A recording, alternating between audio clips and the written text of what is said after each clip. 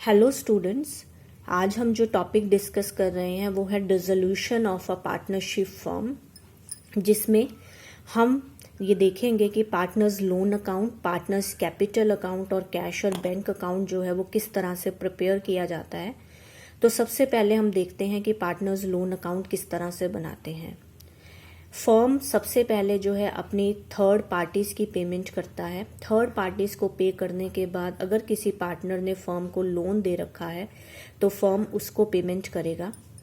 जैसे इस balance sheet में आप देख रहे हैं कि ए जो है वो फर्म का पार्टनर है और ए ने फर्म को लोन दे रखा है। यहाँ पर advance given by the A is also it can be mentioned. तो अब यहाँ पे हम क्या बनाएंगे, एज लोन अकाउंट बनाएंगे। पार्टनर ने अगर फर्म को लोन दिया हुआ है तो इट इज़ अ लायबिलिटी, और ये लायबिलिटी का मतलब क्या हो गया कि लोन जो है वो पार्टनर ने फर्म को दे रखा है। अब सबसे पहले जितना लोन की अमाउंट है वो हम बाय बैलेंस ब्रॉट डाउन करके ट्रांसफ़र करेंगे जो बैलेंस शीट में दिया हुआ है। फिर उसके बाद उस लोन की पेमेंट करने के लिए हम एंट्री करेंगे partners loan account debit to cash और बैंक अकाउंट। तो यहाँ पे अमाउंट ट्रांसफ़र कर देंगे और अकाउंट को हम क्लोज कर देंगे। आफ्टर दैट हम पार्टनर्स कैपिटल अकाउंट बनाते हैं। पार्टनर्स कैपिटल अकाउंट आप ऑलरेडी जो है वो फंडामेंटल्स में, एडमिशन, रिटायरमेंट में आप सीख चुके हैं। बिल्कुल सेम उसी सिस्टम से बनाना है। अब यहाँ पे सबसे पहले पार्टनर्स की कैपिटल ट्रांसफ़र की जाएंगे बाय बैलेंस ब्रॉट डाउन करके। अमाउंट्स को ट्रांसफ़र करने के बाद बैलेंस शीट में अगर कोई भी रिजर्व्स दिए हुए हैं, प्रॉफिट लॉस का बैलेंस अगर लायबिलिटी साइड में दिया हुआ है तो उनको प्रॉफिट शेयरिंग रेशियो में डिवाइड कर देंगे। देन अगर किसी पार्टनर ने फर्म की लायबिलिटी जो है पे की है फर्म के बिहाफ पे, तो फर्म क्या करेगा, उसको पेमेंट करेगा। So it is consider as a increase in capital. तो बाय रियलाइजेशन अकाउंट इसके लिए जो एंट्री बनेगी वो बनेगी realisation to partners capital account. Then अगर किसी पार्टनर ने रियलाइजेशन एक्सपेंसेस की पेमेंट की है on behalf of the firm तो वो पेमेंट की जाएगी और उतनी अमाउंट जो है उसके कॉलम में लिख दी जाएगी। देन हमने जो रियलाइजेशन अकाउंट बनाया है उस पर अगर प्रॉफिट आ रहा है तो उसके लिए एंट्री होती है realisation to partners capital account. तो प्रॉफिट क्रेडिट साइड में ट्रांसफ़र हो जाएगा, और अगर इन केस लॉस आ रहा है तो वो डेबिट साइड में ट्रांसफ़र हो जाएगा, जिसके लिए एंट्री होगी partners capital account debit to realisation account. Then अगर एसेट साइड में प्रॉफिट लॉस दिया हुआ है तो इट इज़ अ लॉस, तो वो लॉस डेबिट साइड में ट्रांसफ़र होगा।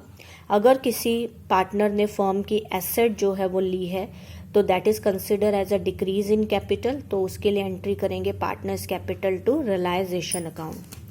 आफ्टर दैट जो हम करते आ रहे हैं, आप क्रेडिट साइड का टोटल करेंगे, डेबिट का टोटल करेंगे। If the credit side is more than the debit side, it means क्या है कि फर्म जो पार्टनर है उसकी कैपिटल जो है वो इंक्रीज इन कैपिटल ज़्यादा है तो उसका क्रेडिट बैलेंस है, तो आपने डेबिट में जो बैलेंसिंग फिगर आएगी वो टू कैश और बैंक करके ट्रांसफ़र कर देनी है। लेकिन अगर डेबिट साइड ज़्यादा है, क्रेडिट साइड कम है, तो it means there is a debit balance, तो वो बैलेंस जो है आप क्रेडिट साइड में ट्रांसफ़र करेंगे बाय कैश और बैंक करके। अगर बैलेंस जो है वो डेबिट साइड में आप लिख रहे हैं, इसका मतलब क्या होता है कि फर्म ने पार्टनर को इतना पे करना है, और अगर ये क्रेडिट साइड में लिख रहे हैं तो इट मीन्स क्या होता है कि पार्टनर ने फर्म को इतना पे करना है। सो इस तरह से ये अकाउंट आपका क्लोज हो जाएगा। देन हम एट द एंड हम क्या बनाएंगे, कैश और बैंक अकाउंट। कैश और बैंक अकाउंट में अगर आपको बैलेंस शीट में only cash in hand given है तो आप कैश अकाउंट बनाएंगे, अगर कैश एट बैंक गिवन है तो बैंक अकाउंट बनाएंगे। अगर आपको ये दोनों गिवन है तो आप कैश अकाउंट भी बना सकते हैं, बैंक अकाउंट भी बना सकते हैं। लाइक अगर आप बैंक अकाउंट बना रहे हैं तो आप बैंक का बैलेंस तो टू बैलेंस ब्रॉट डाउन करके ट्रांसफ़र कर देंगे और कैश का बैलेंस कॉन्ट्रा एंट्री के थ्रू टू कैश अकाउंट करके ट्रांसफ़र कर देंगे। तो उसके बाद जो है कैश अकाउंट, आपने कैश बुक मेंटेन की है, आप इसको इस तरह से भी समझ सकते हैं कि debit what comes in, credit what goes out. या फिर अगर कैश कहीं से आ रहा है फर्म के पास तो वो डेबिट कर दीजिए, और कहीं आउटफ्लो होना है तो वो क्रेडिट कर दीजिए। तो सबसे पहले फर्म ने जितनी भी एसेट्स को सेल किया है उससे जो अमाउंट रिसीव हुई है वो हम इसको डेबिट साइड में ट्रांसफर करेंगे। एंट्री होगी हमारी, हमने एंट्री जो की थी वो थी bank account debit to realisation. तो रियलाइजेशन में हमने बाय बैंक कर दिया और बैंक अकाउंट में हम क्या कर देंगे, टू रियलाइजेशन। आफ्टर दैट अब जो है कोई भी फर्म ने अगर लायबिलिटीज की पेमेंट की है तो हम क्रेडिट साइड में उसको ट्रांसफर करेंगे, क्योंकि पेमेंट हो रही है तो आउटफ्लो हो रहा है तो कैश जा रहा है। तो यहाँ हमने उस टाइम पर एंट्री की थी realisation account debit to bank account. तो रियलाइजेशन में हमने टू बैंक किया और हम यहाँ पे क्या करेंगे, जो है बाय रियलाइजेशन कर देंगे। रियलाइजेशन एक्सपेंसेस अगर फर्म ने पे की हैं तो वो आ जाएंगी बाय रियलाइजेशन। फर्म पार्टनर के लोन की पेमेंट कर रही है, तो देखिए लोन की पेमेंट जब हो रही थी तो हमारी जर्नल एंट्री क्या थी, partners loan account debit to bank account. तो पार्टनर्स लोन अकाउंट में तो हमने टू बैंक कर दिया और बैंक अकाउंट में हमने क्या कर दिया, by partners loan account. Then अब एट द एंड हमने पार्टनर्स कैपिटल अकाउंट बनाया था। पार्टनर्स कैपिटल अकाउंट में अगर किसी पार्टनर ने फर्म को पेमेंट करनी है, फर्म को पेमेंट करनी है मतलब उसका बैलेंस जो है वो क्या आ रहा था, डेबिट बैलेंस आ रहा था। तो इट मीन्स क्या है कि वो अमाउंट जो है फर्म को रिसीव होनी है तो टू पार्टनर्स कैपिटल अकाउंट कर दीजिए, क्योंकि हमारी जर्नल एंट्री क्या बन रही थी, bank account debit to partners capital account. इसीलिए पार्टनर्स कैपिटल में बाय बैंक आया और यहाँ पे क्या आया, टू पार्टनर्स कैपिटल अकाउंट। लेकिन अगर किसी पार्टनर को फर्म ने पे करना है तो वो हमने क्या लिखा था, टू बैंक अकाउंट, मतलब एंट्री की थी partners capital account debit to bank, तो टू बैंक इधर आया और यहाँ क्या आ जाएगा, बाय पार्टनर्स कैपिटल अकाउंट। ठीक है, क्लियर है। और जब आप डेबिट साइड और क्रेडिट साइड का टोटल करेंगे तो ये आपका क्या आ जाएगा, इक्वल आ जाएगा। तो इट मीन्स इसके थ्रू आपका आंसर भी चेक हो जाएगा कि आपकी कोई मिस्टेक तो नहीं हुई है और किसी भी तरह की जो है अगर इन दोनों में डिफरेंस आ रहा है तो इट मीन्स क्या है कि आपको दोबारा उसको चेक करना पड़ेगा। हमेशा ये टोटल जो है वो इक्वल आएगा। अब थोड़ा सा हम एक सिंपल मेथड के थ्रू मैं आपको थोड़ा अंडरस्टैंड करवाना चाहती हूँ कि जैसे आपको ये क्वेश्चन में बैलेंस शीट दे रखी है, अब आपको लेजर अकाउंट बनाने हैं।